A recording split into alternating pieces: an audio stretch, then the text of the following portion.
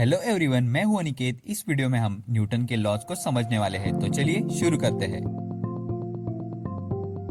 Suppose करो मेरे पास एक ब्लॉक है, उस पे मल्टीपल फोर्सेस एक्ट हो रहे हैं। तो उन फोर्सेस का मैं अगर वेक्टर सम करूंगा तो मुझे एक नेट फोर्स मिल जाएगा, जिसे हम एफ नेट कहेंगे। अगर नेट फोर्स की वैल्यू 0 है तो एक्सेलरेशन भी 0 होगा, और इसीलिए ये ब्लॉक या तो रेस्ट में होगा या कांस्टेंट वेलोसिटी के साथ मूव करेगा। और फर्स्ट लॉ ऑफ मोशन का डेफिनेशन ये है कि if the vector sum of all the forces acting on a particle is 0, then and only then the particle remain unaccelerated, that is remain at rest और move with constant velocity. अगर body पे लगने वाला net external force 0 होगा तो क्या होगा, ये न्यूटन का फर्स्ट लॉ हमें बताता है। वैसे ही अगर बॉडी पे लगने वाला नेट एक्सटर्नल फोर्स 0 नहीं है तो क्या होगा, ये न्यूटन का सेकेंड लॉ हमें बताता है।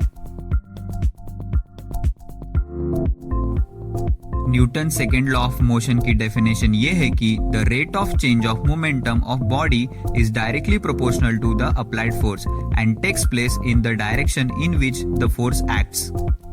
इसका मतलब है कि बॉडी का rate of change of momentum applied force से डायरेक्टली प्रोपोर्शनल है। तो न्यूटन का सेकेंड लॉ हम ऐसे लिख सकते हैं, F is directly proportional to delta P by delta T। यहाँ पे P है मोमेंटम, T है टाइम और F है फोर्स।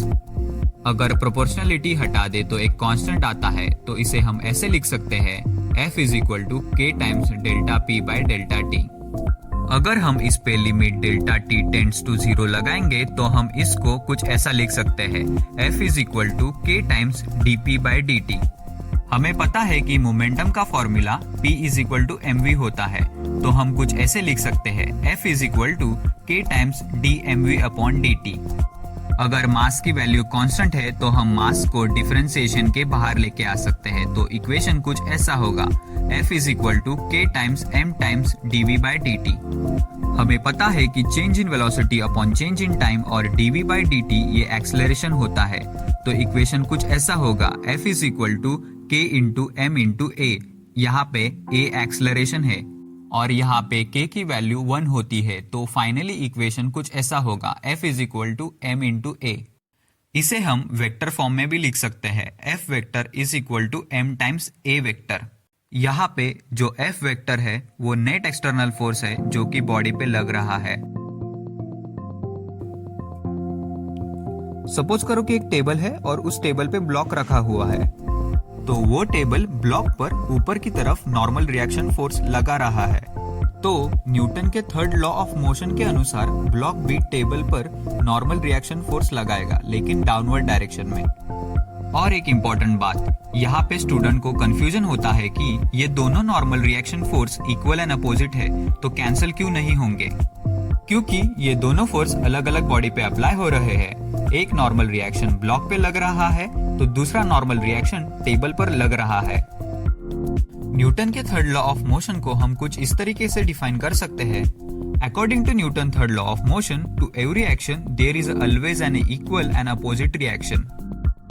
न्यूटन के थर्ड लॉ ऑफ मोशन को हम और क्लियर एंड सिंपल वे में डिफाइन कर सकते हैं, जैसे कि forces always occur in pairs. Force on body A by B is equal and opposite to the force on the body B by A. इसका मतलब है कि फोर्सेस हमेशा पेयर्स में लगते हैं। अगर बॉडी B A पर फोर्स लगा रहा है तो उतना ही force body A body B पर लगाएगा, लेकिन अपोजिट डायरेक्शन में।